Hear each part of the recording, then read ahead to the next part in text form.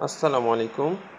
আজকে আমি সারাদিনে যে বিষয়গুলো পড়লাম তার একটা ছোট ভিডিও করার চেষ্টা করছি। আজকে আমি পড়েছি বাংলাদেশের সমুদ্র বন্দর, তারপর পড়েছি বিজ্ঞান ও প্রযুক্তি, মানে সায়েন্স এবং কমিউনিকেশন টেকনোলজি সেক্টরটা। দেন যেহেতু বিজ্ঞান ও প্রযুক্তির সঙ্গে রিলেটেড হচ্ছে আইসিটি বিভাগ থেকে পড়েছি। দেন টেলিযোগাযোগ, যেটা হচ্ছে আইসিটি বিভাগের একটি শাখা। দেন ইন্টারনেট পড়েছি, কৃত্রিম উপগ্রহ ও ভূ-উপগ্রহ, Bangabandhu satellite, submarine cable station এবং ডাক ও টেলিযোগাযোগ মন্ত্রণালয়ের কিছু তথ্য। আমি কিন্তু পড়ার সঙ্গে সঙ্গে সাথে লিখেও রাখি, অর্থাৎ আমি যখন পড়ি তখন আমার সাথে কলম এবং খাতা দুটোই থাকে। কারণ আপনি যখন পড়বেন এবং লিখবেন আপনার ওই তথ্যটা অনেক বেশি মাথায় থাকবে, আপনি অনেক বেশি মনে রাখতে পারবেন। কিন্তু আপনি যদি শুধু পড়েই যান তাহলে একটা সময় আপনি ভুলে যাবেন। হ্যাঁ, এটা আপনার একটু পরিশ্রম হবে। দেখুন, আমি একটা জিনিস অনেকবার করে লিখেছি, 3বার 4বার করে লিখেছি।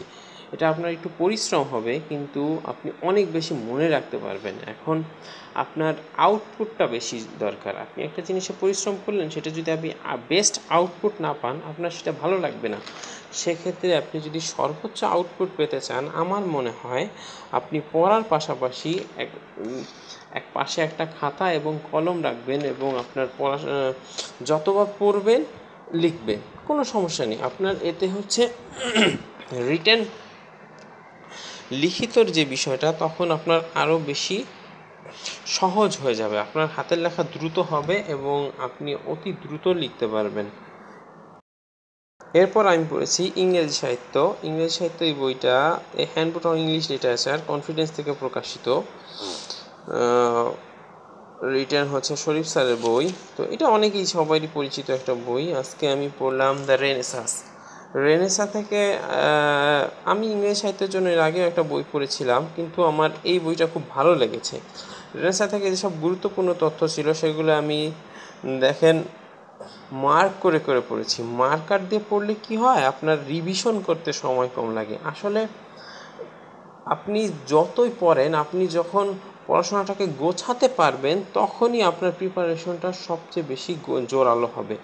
সেক্ষেত্রে আপনি যদি পড়াটা যখন পড়বেন তখন যদি মার্ক করে পড়েন, সেক্ষেত্রে আপনি যেমন কম ভুলবেন, তেমন আপনার রিভিশন করতেও সময় কম লাগবে। আর সাথে আমি তো সবসময় বলেছি যে আমি আমার সঙ্গে একটা খাতা রাখি।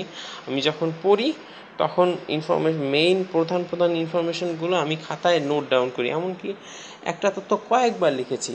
রেনেসাঁ বলতে কি বোঝায় কয়েকবার লিখেছি। রেনেসাঁ বিজ্ঞান কয়বার হয়েছে, এটা মিনস কয়বার, এই যে রিভাইভাল, রিজেনারেশন, রিবার্থ, এটা বারবার লিখেছি। তারপরে এই যে ফ্রান্সিস ওয়ার্ড খুব সম্ভবত আমি 4বার লিখেছি। তো বারবার লিখলে কি হয়, আপনি এই জিনিসটা ভুলবেন না। আপনার এখন হয়তো পরিশ্রম হবে, কিন্তু আপনি কখনোই সেই জিনিসটা আর ভুলবেন না। তো আপনার দরকার হচ্ছে এটাই যে আপনি আমি এক কথা বারবার আসলে বলে ফেলছি, যে আপনার বেস্ট আউটপুটটা যখন আপনি পাবেন, তখনই আপনি ইনশাল্লাহ সাকসেসফুল হতে পারবেন। তাই আপনাকে পড়ার পাশাপাশি বারবার লিখতে হবে। এভাবে আপনারা দাগিয়ে পড়তে পারেন। দাগিয়ে দিয়ে পড়লে কি হবে, বললাম যে আপনি সেই বিষয়টা মাথায় রাখতে পারবেন এবং পরবর্তীতে রিভিশন করতে অনেক কম সময় লাগবে।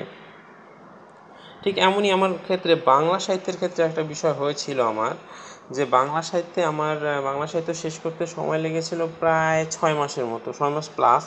আর আমার রিভাইজ করতে সময় লাগছে মাত্র 1 মাস 20 দিন। সেক্ষেত্রে আপনারা এই পদ্ধতি ফলো করতে পারেন, যে পড়বেন এবং সাথে লিখবেন। ধন্যবাদ।